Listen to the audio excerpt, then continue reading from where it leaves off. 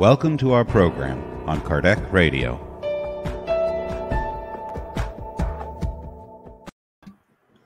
Hello, dear friends. Merry Christmas.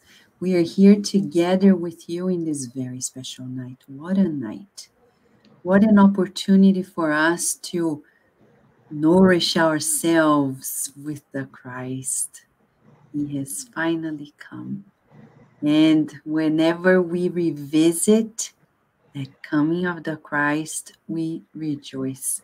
It's the best time of the year for sure, right? We're not tired of singing it. It's the best time of the year, right, Daisy Paloma?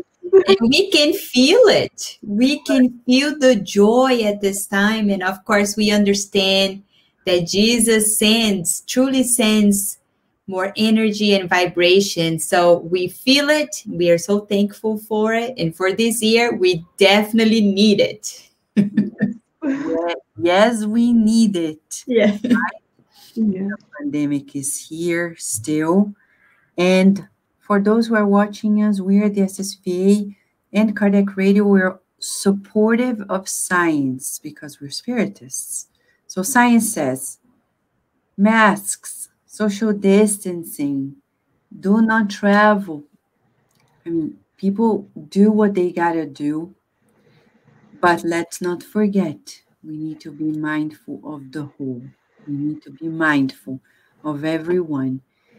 And as Paloma was mentioning, before we got to the air here, there are people who think, we were talking about, right? Talking about some people feel blessed that they never had a problem during this pandemic. But let's not forget, who is not blessed? Those who are sick, they are blessed, right? Daisy and Paloma. Oh, for sure. Those who discarnated, they are blessed as well. Mm-hmm. Everybody is blessed.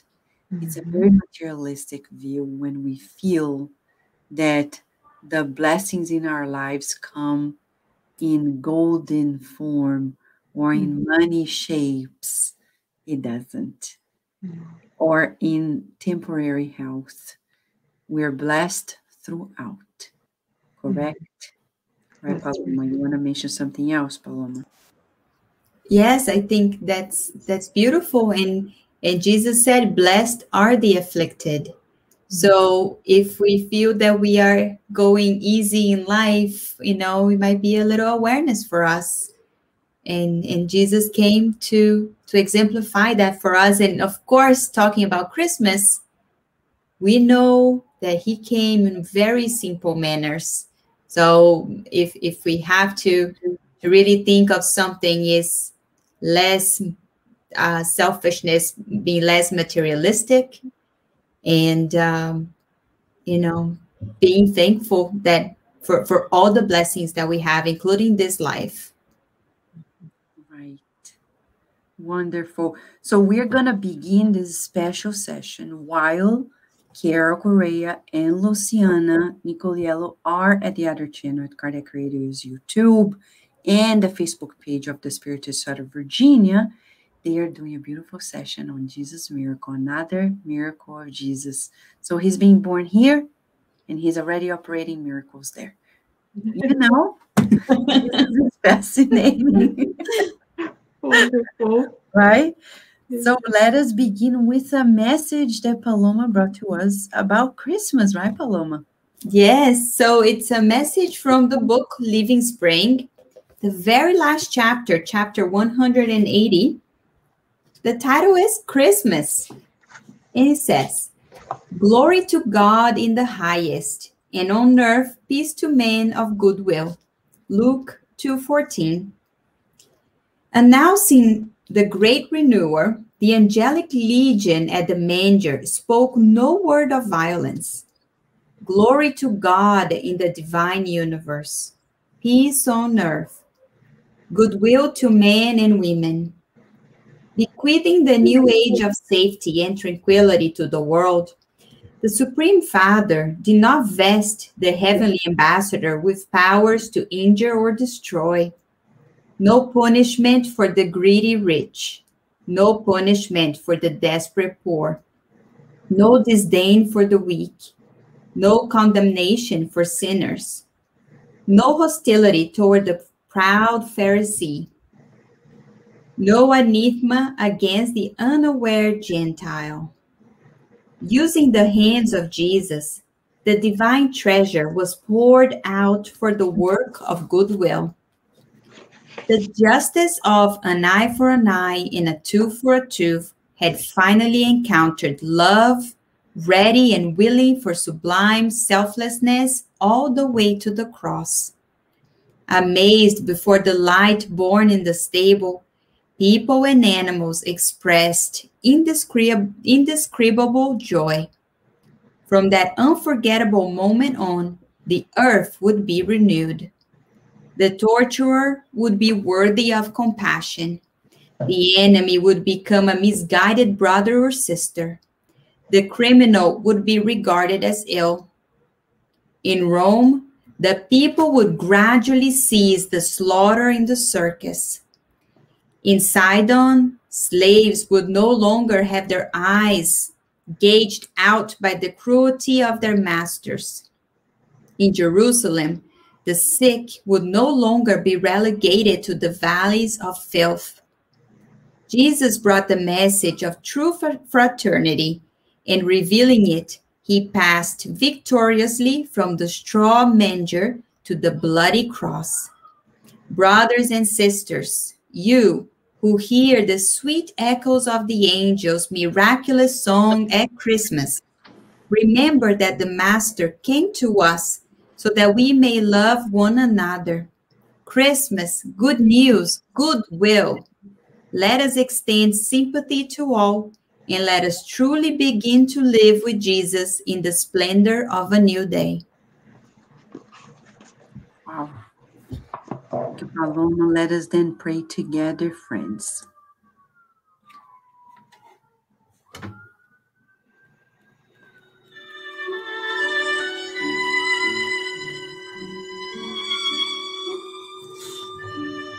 Let us all feel the presence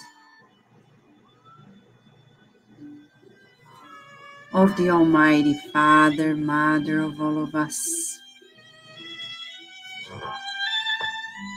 Let us feel the vibrations of the Christ on earth on this very unique night.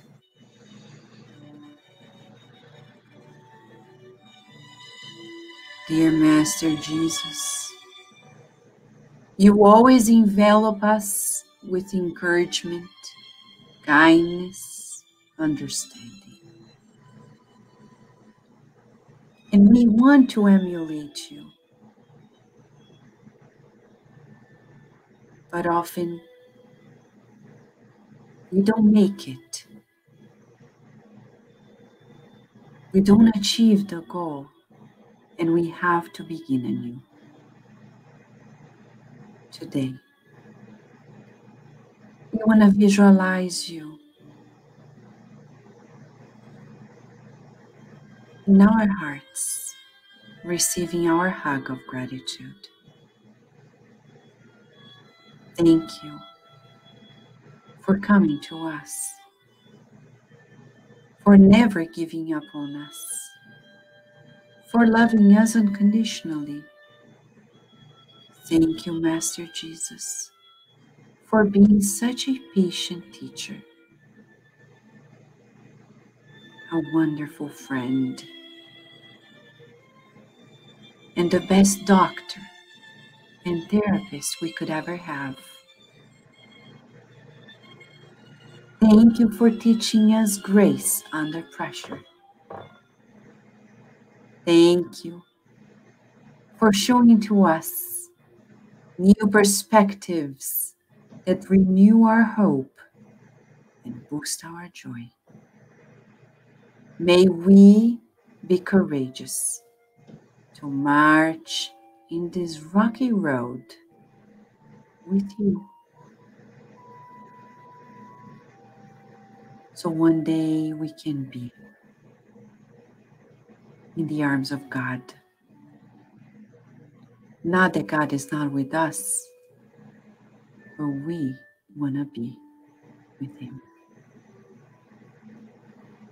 May this night be deeply therapeutic for all of us, for all of our loved ones from two realms, for our neighbors, friends, our universal family. Counting on your guidance, feeling your protection, we are grateful for your permission to begin this meeting, and so be it. All right, dear friends, we are going to begin a study on, not yet. I can't forget. Right, Daisy and Paloma, we have the Spirit Book moment. There's no break at all. Right, Daisy? No, yes, Vanessa. I almost forgot myself. So, friends, we have been studying these beautiful chapters in the Spirit's Book, their Spirit's Book moment. Just to recap, we are in part 3, chapter 12, where we talk about moral perfection. And we're going to continue tonight discussing selfishness. So we are on question 900, and I apologize that I would actually have the one, I'm sorry. I think I have the wrong file, friends. So just give me 1 second here as I open it up for us. Just give me 1 second.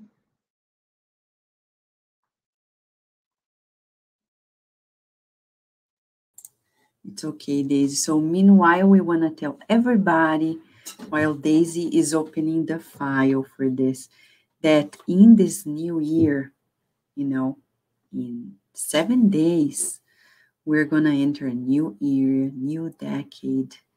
And the Spiritist Society of Virginia is organizing beautiful Fridays amongst Kardec. So if you want to study these books and learn more, our talks every Friday are going to be about one of Kardec's books. And that's why we need to keep studying the Spirit's Book here in the Spirit's Book moment. Right, Daisy? Yes, I'm so sorry, friends. Too many files in the computer, but here we are. So tonight we're studying question number 916. So in this question, Kardec asked the spirits, far from decreasing, selfishness increases with civilization, which seems to excite and entertain it. How can the cause destroy the effect? So, a very timely questions for all of us. Kardec asks, as we see the civilizations increasing, we also see that selfishness is also increasing. But we know as we perfect ourselves, we become more selfless. We become less selfish. So Kardec was a little confused and he wants to know more. So let us see what was the answer of the higher spirits. They say, the greater the evil, the more hideous it becomes. It has been necessary for selfishness to produce much evil in order to make you understand the need to uproot it. When human beings have been freed from the selflessness that dominates them, they will live as brothers and sisters. They will not do evil to one another, and they will mutually help one another through the fraternal sentiment of solidarity. And they close by saying, the strong will then be the support and not the oppressor of the weak. And no longer will anyone lack what is needed, because all will practice the law of justice. This is the kingdom of the good that the spirits are in charge of preparing. So the high spirits, they acknowledge, yes, that as we go through this process of civilization, that evil, selfishness will, as a product of evil, will also increase it. But it is part of this process. They say it's necessary for us to experience this deep evil so that we can go there and uproot it. So, as we were just talking about, Jesus himself said, "Blessed are the afflicted," because at that moment is then when we see where we need to work within ourselves. So it is understandable as we go through this progress on earth that we will see evil, but the important thing for us to focus is the result, because the greater the evil, the greater the selfishness, the closer we are of really being able to see it and uproot it. Yes, not only cutting the branch so it looks pretty. No, we need to really, as a plant, as a weed, we need to take it out. And the beauty is that they tell us what will happen afterwards. As we become more selfless, we give of ourselves, then we will be living in this world of solidarity. So we see, as we have seen throughout this year with the pandemic, that things are coming. We see that things are really, things that were hidden before are really coming to the surface. But it's part of this process for us to really clean it out. And then we'll be able to establish this world of regeneration where, as they say, the stronger will support the weak. And then we will really see this feeling of brotherhood with one another. So, a lot of us to look forward to as we close this year and as we enter soon a new year. This is our Spirit's Book moment of tonight, friends.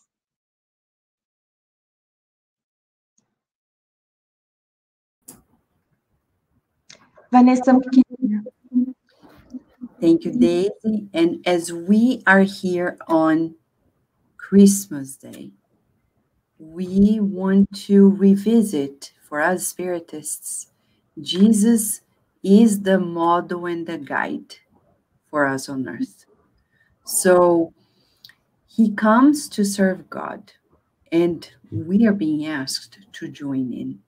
This is the beauty of it all, because on earth, we still have this exclusiveness. When somebody reaches the top, they usually don't empower other people to come along. They want to stay there, and oftentimes we see the opposite, people pushing others away, afraid of people taking over that power position. In Jesus' case, that's totally opposite.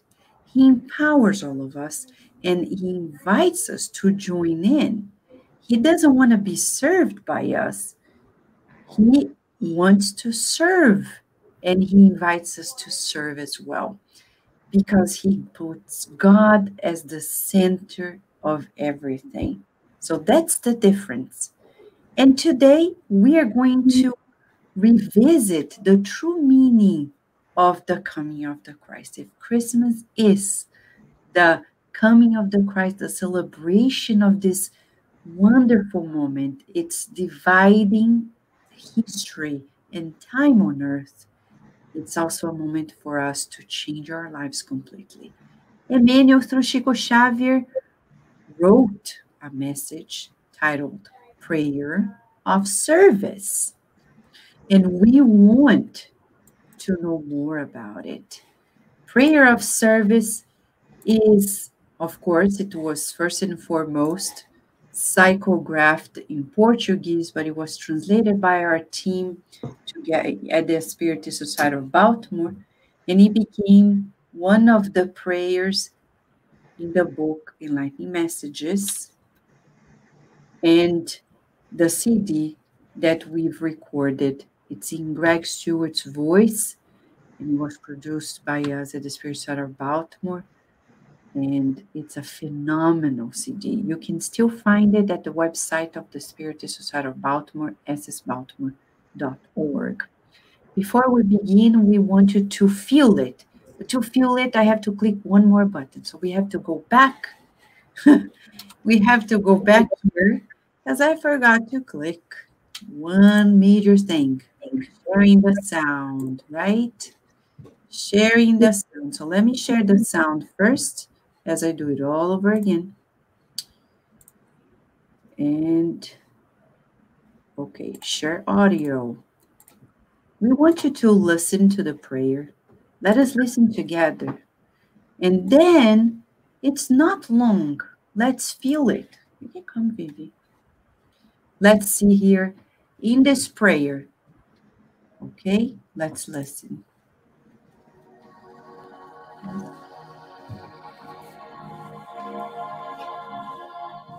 Prayer of service.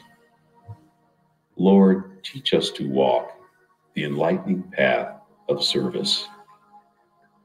Give us the strength to destroy the heavy fortress of our wrongdoings, the courage to pave the way to freedom from ourselves, and the means to unlock our hearts in favor of our neighbors, surrendering to them at last the treasures of love with which you entrusted us. Wherever we walk, may pain become less hurtful, ignorance less aggressive, hatred less cruel, darkness less dense, lethargy less shadowing, intolerance less destructive. If we do not yet possess the positive qualities to enrich our terrestrial journey, help us to mitigate the injustices that surround us. May we, in your name, distribute fraternity and renewal, and use with happiness the sublime and invisible gifts of silence, comprehension, and renunciation. Lord, who taught us without words the supreme lessons of simplicity in the cradle and of sacrifice in the cross, leading us toward spiritual development and divine resurrection. Guide our uncertain walk and help our sanctified propositions so that your will, merciful and just, be unto us, with us, and for us, today and forever, wherever we may be. So be it.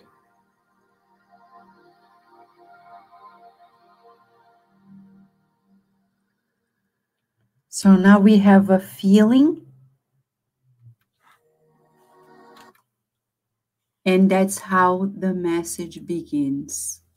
The first thing that Emmanuel tells us is he's praying. He's praying, asking for guidance. He says, Lord, teach us to walk the enlightening path of service. In the Spirit's book by Allan Kardec, we're going to see that Jesus is our guide and model. He guides us. So as a guide, he can point to the direction of the achievements to be reached. He is a teacher. But a major thing needs to happen for us to do what Emmanuel is doing here. Humility. Usually, we don't ask to be taught. Even children nowadays, many of them, you can see this strong ego. And if you want to teach them something, they say, no, I know. We need to be humble. In the book, Thought in Life by Emmanuel, through Chico Xavier, there's a chapter titled Humility, telling us how important it is to be humble, how important it is to recognize the greatness of life, the greatness of God, and be open to the new. So, question to you and I, are we ready to learn the new? Because at Christmas now, our Christmas today, and we want to discuss a little bit here before we go on to the next part of it. Daisy and Paloma, it's so interesting because right now, because of the pandemic, many of us are frustrated because, we can't do the same things that we do every Christmas. And then we see how difficult it is for us to be open-minded to the new scenarios because we want what we want and we don't want something new that we haven't asked. So majority of us are not ready to be taught. And that's where we fail first and foremost. Because if we're not taught the new, we won't be renewed, we won't progress. How can we march towards enlightenment without the openness to be taught, right? In Vanessa, I think there's even this idea that the older we get, the less we learn, which we know that's not true any longer. According to science, you could be, learning more. And of course, according to Spiritism, we know that's one thing we don't lose is knowledge. It is for us forever, with us forever. So this idea that we can't renew ourselves, or maybe laziness starts kicking in because we're getting older and we feel like we can't learn anymore, that's really already outdated. We need to learn that we can learn. Yes, you said it all. To be open to learning, right? It is interesting, Vanessa and Paloma, that the pandemic has come to, in a way, push us to really adapt ourselves and think about, okay, let us stop and think, what is the priority? And right now, the priority is saying, let's take care of our families. Let us think about not only the health of our close family members, but others we come in contact with. So in a way, Jesus comes, and now we're passing through the stage to remind us to really, as you mentioned, this fulfill this task in a humble way. So how can we stop thinking about just what I want and think about what is the best for the collective and not only for myself? As I read here and listen to you, Daisy, it's bringing to us one of the major teachings from Jesus. He came and he humbled himself because he built this planet and he made himself one of us humans. He was past that stage. It's as if we get and I'll say this roughly, okay? It's a very rough analogy. A Nobel Prize and ask him to be a kindergarten teacher.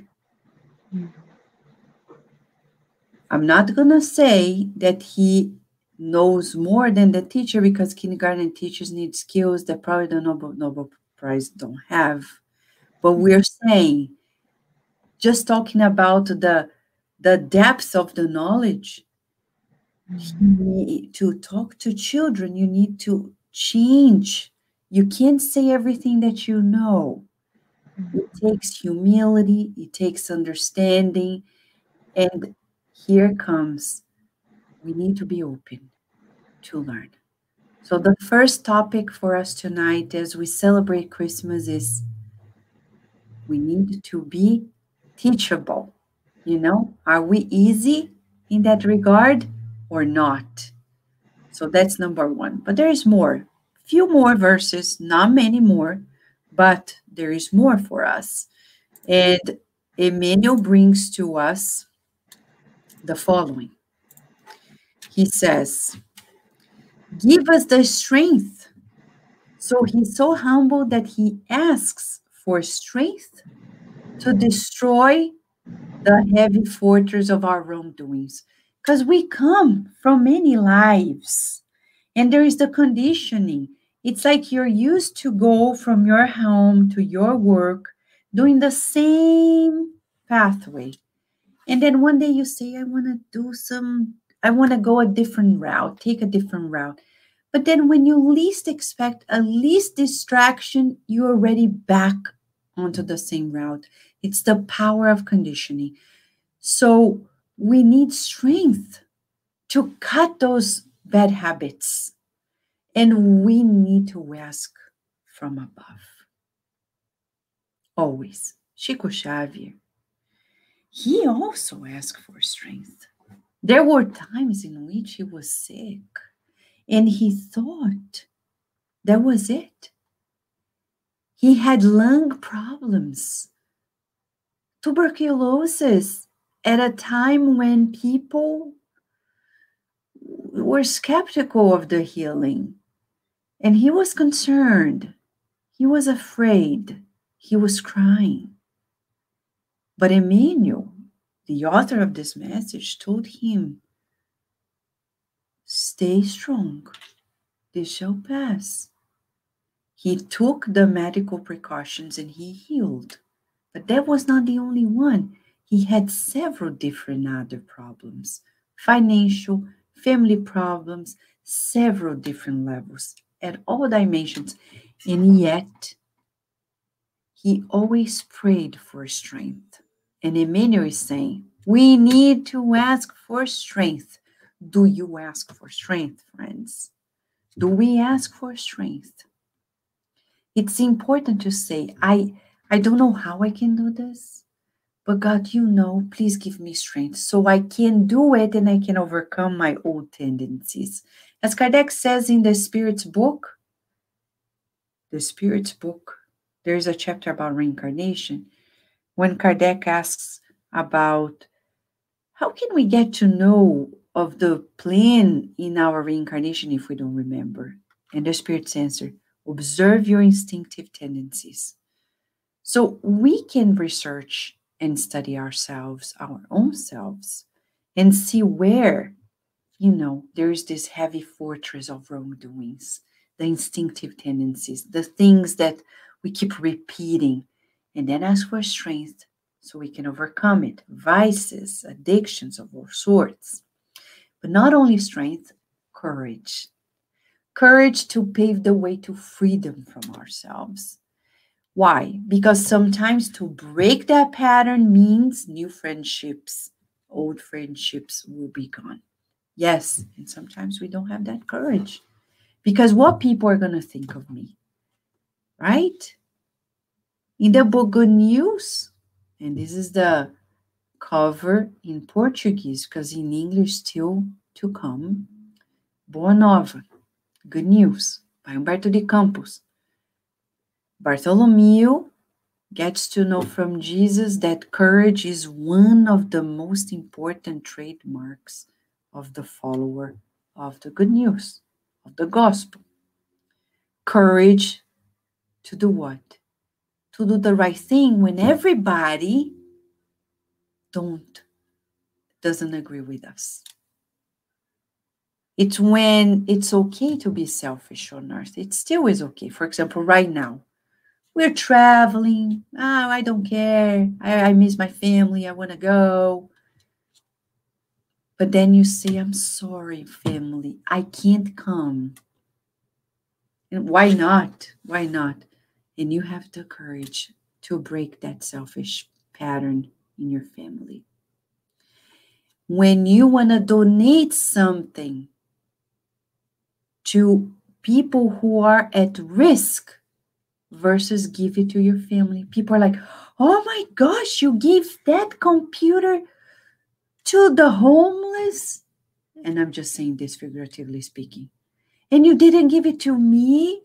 I am your blood, some people say. Your blood tie. No, the courage to do different. The good different. And the means to unlock our hearts in favor of our neighbors. That's it. Asking Jesus to give us the means to unlock our hearts. Surrendering to them at least the treasures of love with which you, the Lord of life, and Jesus as the divine tutor, entrusted us. Sometimes even love, we confiscate love, we withhold love. Yeah, I want to give a hug on that person. Right now, we can't talk about hugs because of the COVID-19. It's not the best conversation because we want to hug now and we can't. But let's say when we can and we don't. Now COVID-19 is saying, okay, you were withholding the hugs and the kissings and the friendly manifestations of your love. Now you can't. And now we're upset. But when we could, we wouldn't. And we didn't. And now we're like, oh, I miss it. Great. Because sometimes we're going to miss even hugging that person whom we loved, and we withheld that hug, that kiss, that expression of affection. And now they are in the spiritual realm. And it's not the same for many who still are very materialistic. Oh, I can't hug. As a medium and a spiritist, we can tell you. When people discarnate, it may be even easier. Because those who depart may have a better perspective than when they were here. That's a possibility. It's not the case for everyone, but it's a possibility. So they may be more present in our lives than before, but the question is, are our hearts still locked? Because tonight it's Christmas. We want to unlock the hearts. Open the heart. Open the heart. Why not? Say what you feel about people. But they're going to think I'm crazy. I'm too mellow. Some people are afraid just to be mellow. It's not about being mellow. It's about being loving. It's about being loving. And he continues, wherever we walk, may pain becomes less hurtful. Ignorance less aggressive. Hatred less cruel. Darkness less dense. Lethargy less shadowing. Intolerance less destructive. Wherever we walk, may pain become less hurtful. Okay, now let's go to the gospel according to Spiritism. Blessed are the afflicted. At the beginning of the program, Paloma mentioned this chapter 5 of the book, The Gospel According to Spiritism. It's the longest chapter in this book, the longest. And there is a question in item 27 of this chapter. Should we put an end to our neighbors' trials if we can? Or should we, out of respect for God's designs, let them take their course? That's what many people say. If God is allowing people to be homeless, to be sick, well, what can I do? Everyone has their own fate. But where are we in that? Aren't we co-creators? So we in Spiritism, we understand we're here to work with God. We're not going to overturn God's will. That's impossible. But do you think God is not counting on us to join in? And what is the answer? So the answer by the Spirit Bernardin is, and I'll cut short because it has a few paragraphs. He says, we have stated and repeated many times that you are on this earth of expiation to conclude your trials. and that everything that happens to you is a consequence of your previous existences. However, in some people, this thought provokes notions that must be deterred because they may have disastrous consequences. He goes on and says, therefore, always mutually help one another in your respective trials, and never regard yourselves as instruments of torment. Wow, wow, you can go. This is a teaser for this wonderful night. We are here to mitigate people's suffering, to make ignorance less aggressive, because as we can see fake news nowadays, Mamma Mia, we want to pause here. We can't help it, Daisy and Paloma, but to stop and talk about how ignorance is so aggressive. What we're seeing, political, social scenarios, for example, vaccine. Daisy, you work in public health, and there are many people who ignore the making of a vaccine, and they hear myths and things that people are saying. They're like, oh, I'm afraid. And I saw even people making jokes, people, making video clips showing that you take the vaccine and you become an animal, just out of a joke. But it's not a joke. This ignorance is aggressive because it's taking lives, right, Daisy? Yes, Vanessa. If you read the science and you know what goes around to even start to developing a vaccine, this scientists, we really need to be very grateful because they have been working for more than a year now, probably around the clock, 24/7, to first it start in the labs and then goes to the animal studies until they actually can go to the clinical trials. And so it is actually a miracle, if we can use the word that way, that we were able to get a vaccine so quickly. It's due to the diligent work of so many scientists. And like you said, if you read the reports, and we know those who, the vaccine debate is not new, right? We know that has been for many years, but science has already published so many articles taking away the myths that came about, that were put, like you said, the fake news. So yes, we encourage everyone to really make sure where you're getting the sources of information. Read the scientific reports, trustful resources, and use your critical thinking. If God let us have access to vaccine, and we have proof after proof from so many other diseases like polio, right, that we have been able to almost completely eradicate because of vaccine. In the effectiveness, it's really, really, the science is behind it 100%. Yeah, and some people are concerned, Daisy, that the ignorance comes because there's a new method involved in this, that in the making of this vaccine, and how it works as well. And people don't understand that this is all about progress in science. It's a new method because we progress in science as well, right? And I remember seeing a picture of Elvis Presley being vaccinated at polio's time, when the public in the United States was so skeptical of the polio vaccine that only 0.6% were vaccinated then. And after he got the vaccine, it reached more than 60% of people. So this ignorance, as Emmanuel is saying, is so aggressive that it can take lives. It's riskier not to take the vaccine.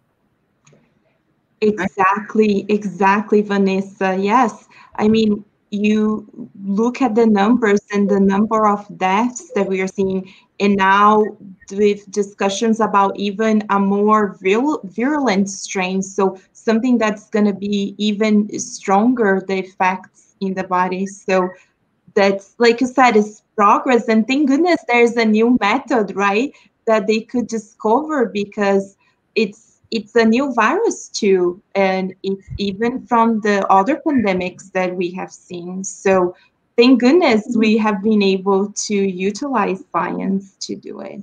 Yeah. And Paloma, when he's saying wherever we walk, may pain becomes less hurtful, ignorance less aggressive, hatred less cruel, darkness less dense, lethargy less shadowy, and intolerance less destructive. Talking about our social, political issues across the world, we see intolerance at Jesus' time very destructive, his own martyrdom. But to date, 2,000 years later, we still see the threats of intolerance being so destructive. And what are we doing, right? So it's social media has given this voice to a lot of intolerance, and I would extend that to cruelty. You know, people are taking advantage of a platform that could actually be used to do phenomenal works, as we're seeing right now. Because of a pandemic, we're here doing spiritism from home to the whole world. Yes, that's amazing work. But at the same time, you have people that are using the same platform for hate speech. And that brings me back to the very beginning of the prayer, when Emmanuel was saying, you know, we need to ask for us to have this ability to learn, because intolerance is ignorance. And when people are ignorant, they try to, you know, push their ideas in a very aggressive way, because there's no foundation other than just screaming from the top of their lungs. So beautiful how Emmanuel brings to us the number one thing for us is to learn. And then for us to learn, we have to be humble. And once we're there, we apply courage and we'll be out of this, you know, but we need to have courage to also overpower this hate speech. So that's what we're doing. We need to be vocal about the good things in the world. We need to team up with Jesus. He wants us to do this work. Spread the good news. Beautiful, beautiful. Using social media to do exactly this. Wherever we walk, social media. Let us do this, as Paloma is saying, right? This has been a learning process. We didn't do Facebook Live all the time. We had to learn, right? Yes, you're right.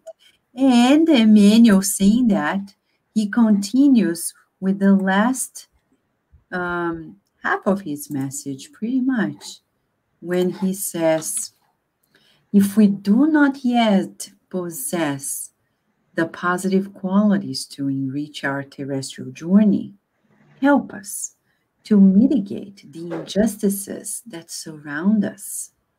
So we may not be the president of any country. That doesn't mean we don't have a role. Some people say, who am I?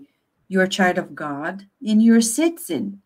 And as a citizen of the world, you need to do your share. Yes, the world's not going to change if we wait for people to do our share. We need to do it. And for example, as Paloma is saying, social media is here for this, because we can be advocate of great causes by just publishing to our friends. Some people say, oh, Vanessa, do you believe in this? Yes, I do. But what do you think of that? I think of this. And then I may not be already a role model in that, but I'm working on, joining that effort. For example, on Earth, we need to take care of our planet. It's global warming for sure. It's one of our major problems. Physically speaking, it's a major issue. And we think, oh my gosh, I still use plastic in my house. I need to diminish. I buy water bottles, and I need to find a new way to to drink water and avoid plastic, to cover, my dishes to put in the refrigerator without plastic, maybe using silicone. So we need to change, but that doesn't mean I am not a role model in terms of environmental friendly measures, but we recycle and we're becoming aware and we're supporting the movement. We're not resisting. So help us. We ask Jesus and God to help us join this force on earth. For example, social injustices, domestic violence. We need to end that. How can we do it? We need to do our part. We may not be a role model, but we need to join in. What we cannot do is what Emmanuel says here, be in this lethargy. Lethargy means inertia, means sometimes laziness. Yesterday I was watching with my family, a program on Jerry Seinfeld about comedians having coffee in a car. It's very interesting. And then Jimmy Fallon and Jerry Seinfeld are talking about sometimes being lazy. They say, and they're funny to say this. They think, I'm going to go to my wardrobe. Let me not forget to take the t-shirt and this and then the underpants, because it's only 4 steps away, but I may be lazy enough to go back and pick it up. So this is who we are. But the problem is when that lethargy, that laziness affects somebody else's life. When to do the good, we're like, oh man, but it's so hard. I don't know who needs help. I'm not going to help anybody. No. We need to find people to help. Maybe not that easy to find people who need help in certain countries because life is, masking. They are in shelters. They are in nursing homes. You never know. But we need to go after. We need to get out of this shadowing inertia inside of us. So it's our duty to mitigate the injustices. And we want help to do so because we cannot do it alone. May we, in your name, in God's name, distribute fraternity, renewal, and use with happiness the sublime and invisible gifts of silence, comprehension, and renunciation. Okay, before we close the study, we can't move forward without talking about this. Daisy and Paloma, this is a big one because he says, distribute fraternity and renewal.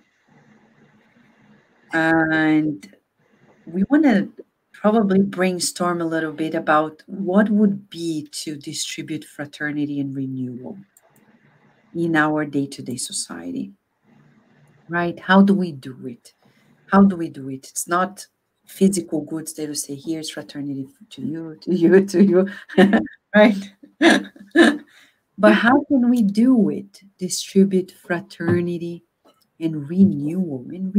Think about it.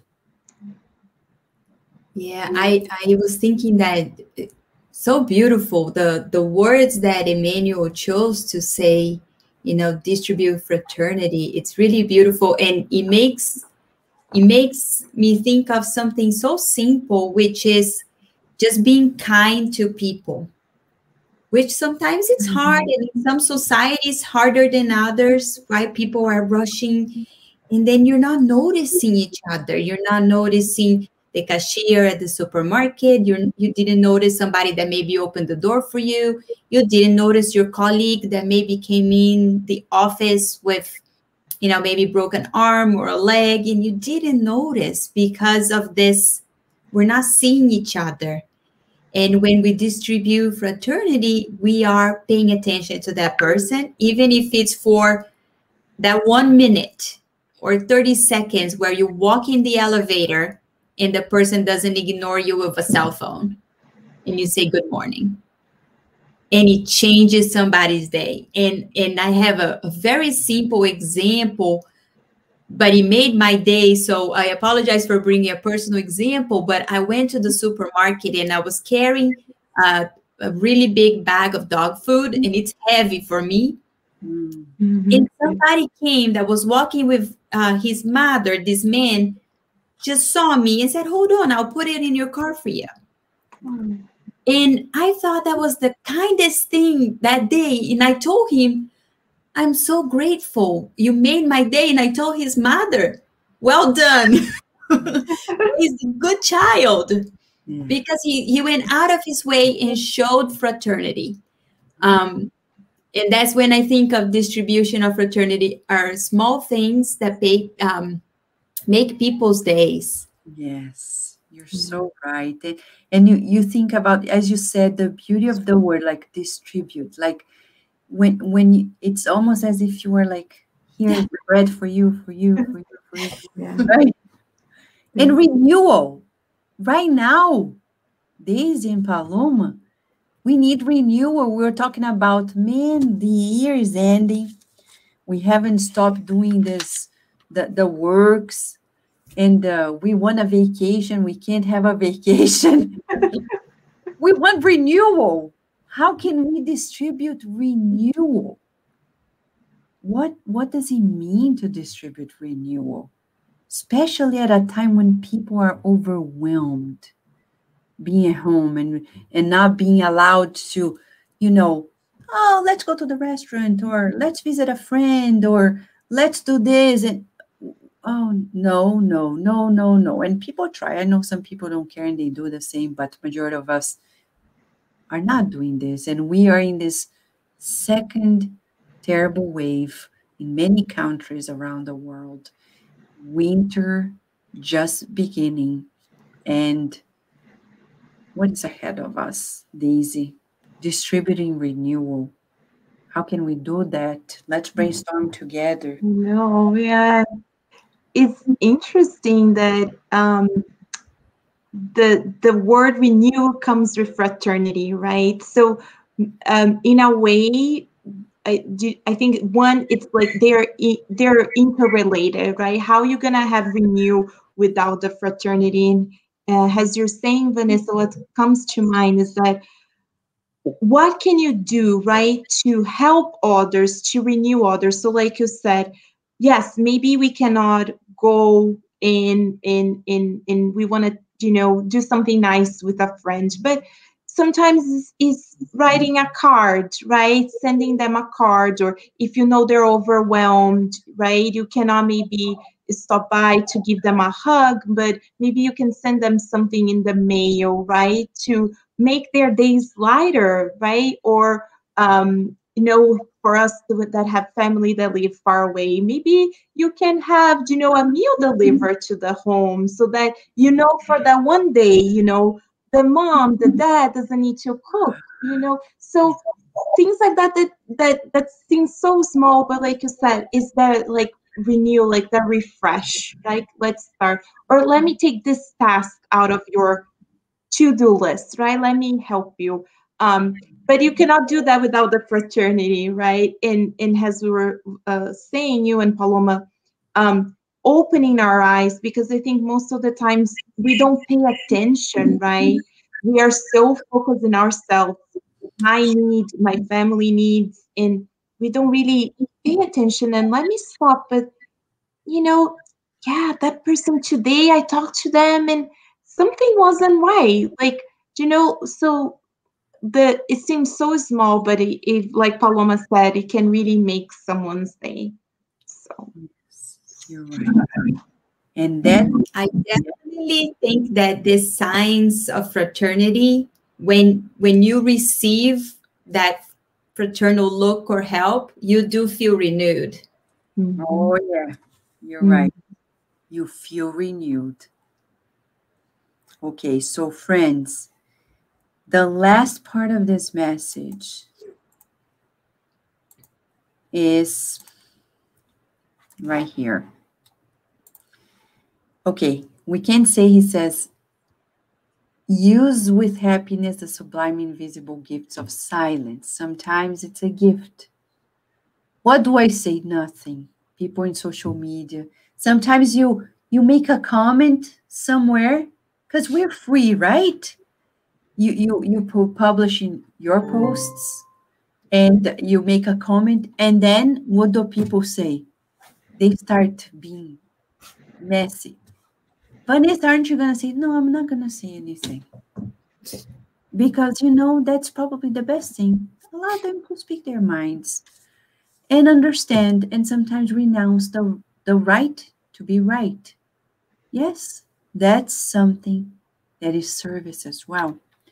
And finally, he says, Lord, who taught us without words. Now he's talking about Jesus. It's Christmas. Who taught us without words the supreme lessons of simplicity. In the cradle, the manger, and of sacrificing the cross, leading us towards spiritual development and divine resurrection. Guide our uncertain walk and help our sanctified proposition, so that your will, merciful and just, be unto us, with us, and for us, today and forever, wherever we may be. So Jesus taught us simplicity. Right now, we're like, oh, I wish my Christmas were fancier, more food, more this. And Jesus came in a manger saying, we don't need anything. We just need one another. We just need one another. And when people think that we need to fight and struggle and, he says, sacrifice. Let people think. Some people are battling because of power positions, whether in politics or even in the Spiritist movement or at work or even in families. There are people who want to be the matriarch or the patriarch. They want to be the center of attention. They want to be. And then it's okay. Read the book Renunciation. Alcyone.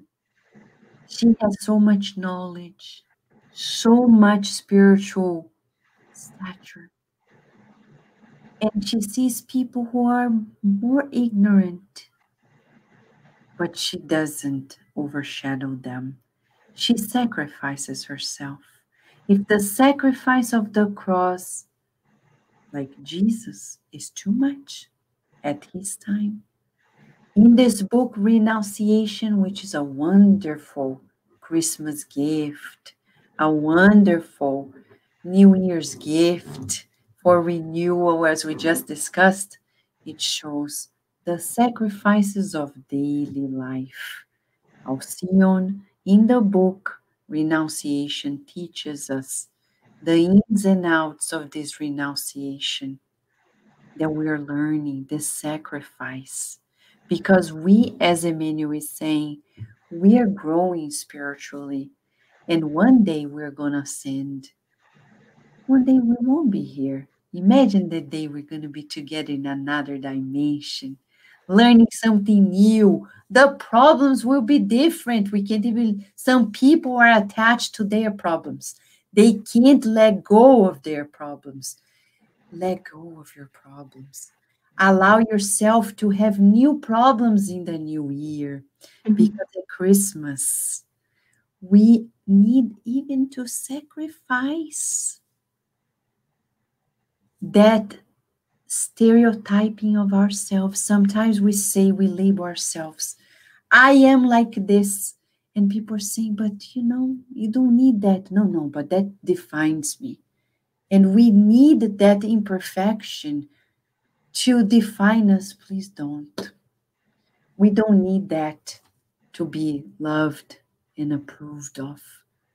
Some people hide in their moral disabilities, in their personality issues, because they are sabotaging themselves. We need to sacrifice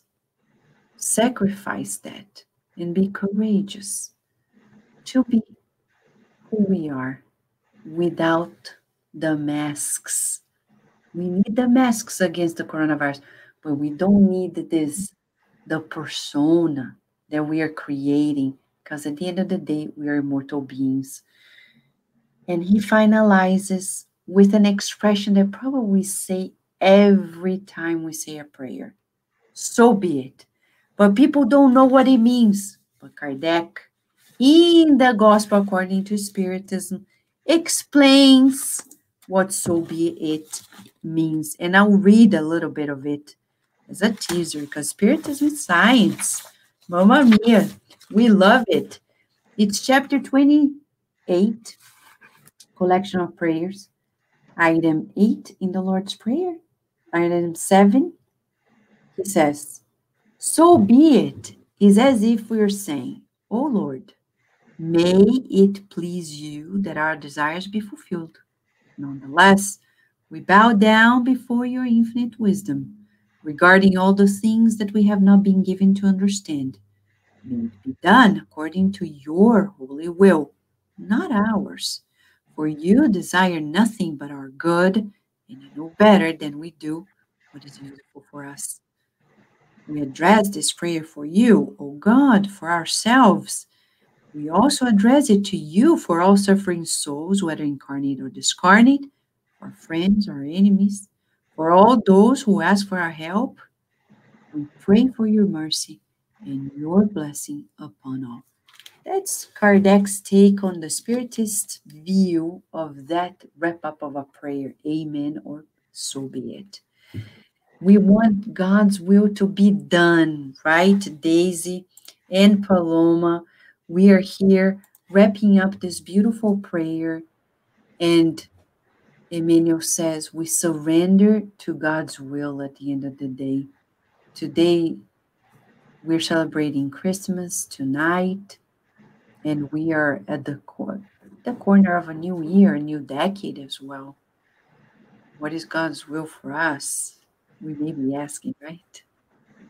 How to surrender to God's will. Some people ask us, how do I know if my will is God's will? God's will is, intersecting with my will. It's the same. How do I know? And that's a good question, don't you guys think? Yeah. So, yeah. How do we know that God's will and our will are one and the same? Paloma. When our conscience is light, when we're not second guessing it, that's when we are in alignment with God's will. That is the best definition, which we all had to find ourselves in that answer. It's a very unique answer for each one of us, but I think that a free conscience is our answer. And of course, doing the good. If we're doing the good, then there won't be the conflict. Am I doing the right thing? Well, because it's the right thing. If it's not right, it's wrong. So, yes. Yeah. I think that's good you're saying this, because, for example, when you take your coat and give it to somebody else who is cold, you don't second guess, like, oh my gosh, am I doing something wrong? Mm-hmm. So, it's that gut feeling. Yeah. When we're second guessing, it's a sign that probably we're not in the right direction, right? Daisy. Yeah, exactly, Vanessa. It's really important, as Paloma is saying, to really study ourselves and study our conscience, and really think about, because sometimes people say, oh, but should I do this or that? And it goes back to the prayer, right? The importance of aligning ourselves. So if you stop and you pray like a heartfelt prayer, and we remind ourselves that we have a guardian angel, or we may call a mentor, or a spirit friend, but we have someone that God assigned to be by our sides. And if we really practice that relationship with ourselves, with God and Jesus, and listening to the good spirits that are around us, we will be able to go and follow through and thinking, what would Jesus do if, you know, I was in this situation, focusing on the good. So it's a way for us to realign ourselves. Yes. And Daisy, as you say about Jesus, Luciana and Carol, I'll bring them together because they finished the lesson for children, like, right, Luciana and Carol? And you taught them another miracle of Jesus, because Jesus is fulfilling God's will. And what is the miracle that the children were studying tonight? The miracle was the miracle of a woman that had been bent over everyone for 18 years. And she was unable to look at the sky or see the sun for this long a time. Then she heard that Jesus was in her town, and she had the courage to seek for his help, to do the good, to believe in the good, to invest in the good, and to surrender to the good without hesitation. And as you said, Vanessa, because Jesus incarnated to fulfill God's will, he never hesitated when someone asked for help, because he knows that God, this is why God created us, so we can help one another. And this is the very lesson, key idea that Luciana and myself worked with the children today. That not only Master Jesus, but also all of us are being called to be helpful to one another. And that Jesus incarnated with this very purpose in mind. So it was very fitting that on his birthday, we spoke about his mission, and we spoke about how much his mission extends to all of us, since he is the governor of our planet and our number one guide and model. Right, Lou?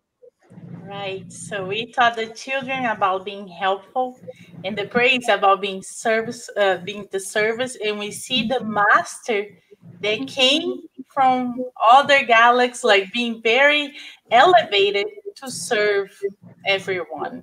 So I think the answer for your question is for us to putting ourselves at Jesus' shoes and be at service all the time and being helpful. Yes. What a night for us to do this prayer of service and the miracles of Jesus before Daisy leads us into the final prayer, the passages in the prayer. We're going to listen one more time, the prayer of service. All right, friends, let us listen to it because it is amazing.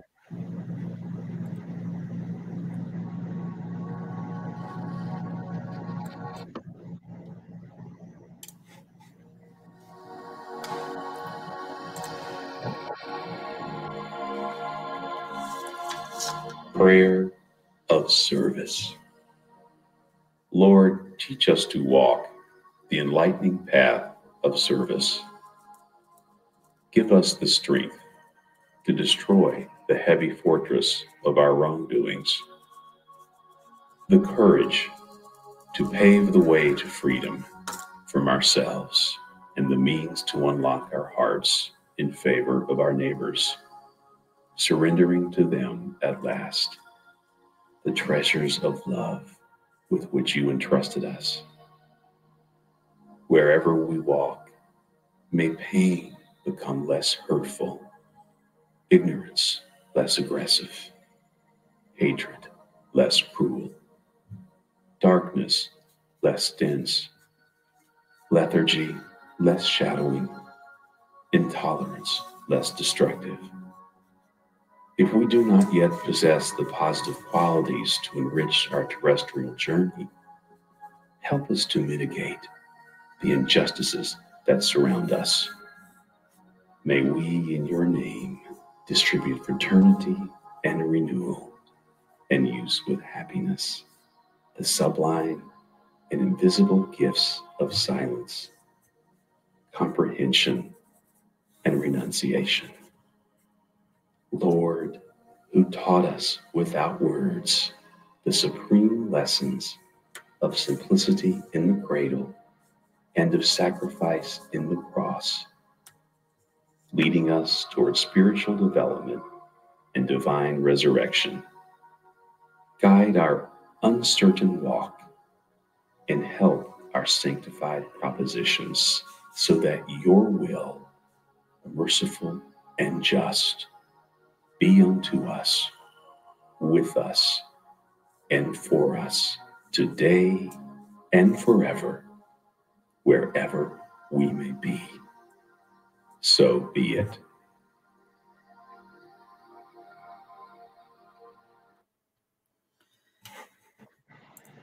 We want to, at this moment, we want to invite everyone for the spiritual passes and the prayer that Daisy is going to lead for us.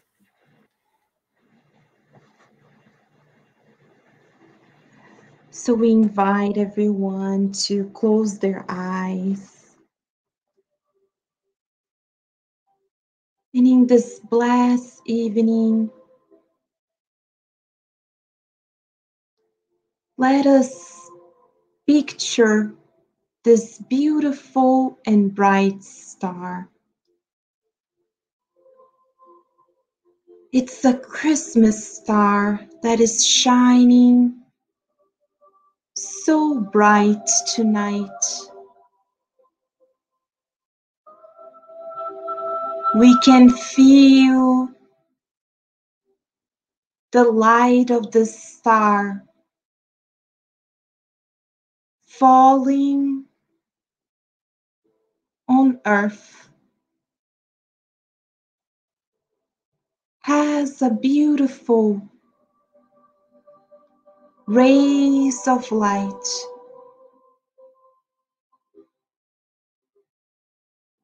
And we transport ourselves to the simple manger where Jesus was born. The silent night where the sky was shining and the feelings of love, fraternity fulfill the environment.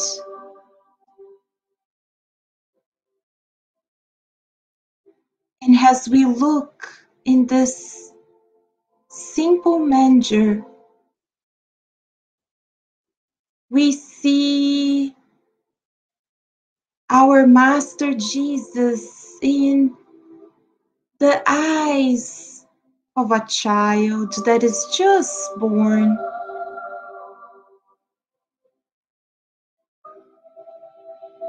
That feeling of happiness, of welcoming our Master on earth.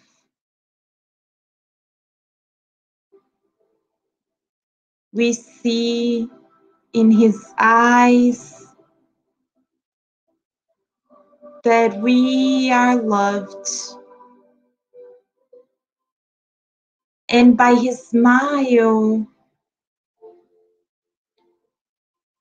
we can hear that yes, tonight is a blessed night, a night of renewal to all of us, of peace on earth, because our Master is here with us.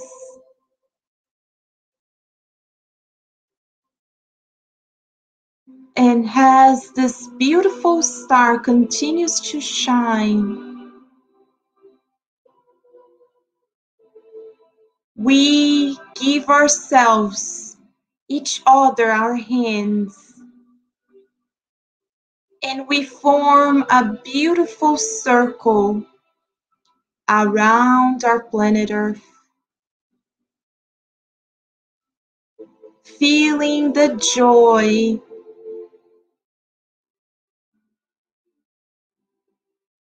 the fulfillment, as we are part of one planet. We are one with God.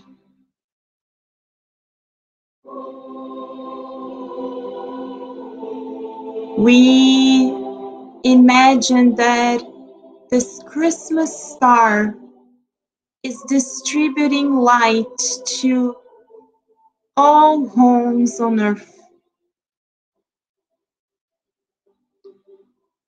Our brothers and sisters, the animals, the forests, the oceans,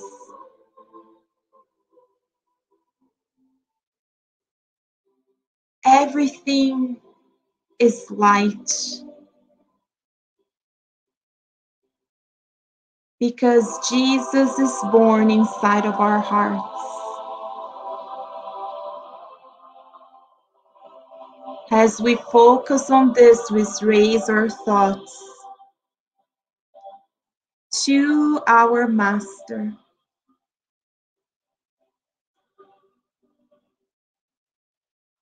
Dear loving Master, thank you so much for incarnating on earth. Thank you for giving yourself, for being our example of humility, of simplicity. Thank you, dear Master, for showing us that we don't require nothing physically. You show us that we need no money, not even a home of ourselves. We don't need expensive items around us, or to travel the whole world, or to know and study all books. You show to us that all we need is what is within us. The simplicity, humility, selflessness. Dear Master Jesus, as we celebrate your birth, we ask, yes, for your strength, for the courage to fulfill your will on earth. Please show us the way, dear Master. We are ready. We're ready to renew ourselves, to start anew as the new year is just beginning. And we feel fulfilled and loved by you. And with deep gratitudes in our hearts, in this blessed evening, praying for all those who are suffering without a home, those who have transitioned to the spirit realm, and the loved ones near and afar. We ask your permission, dear Master, to close this evening tonight, and so be it.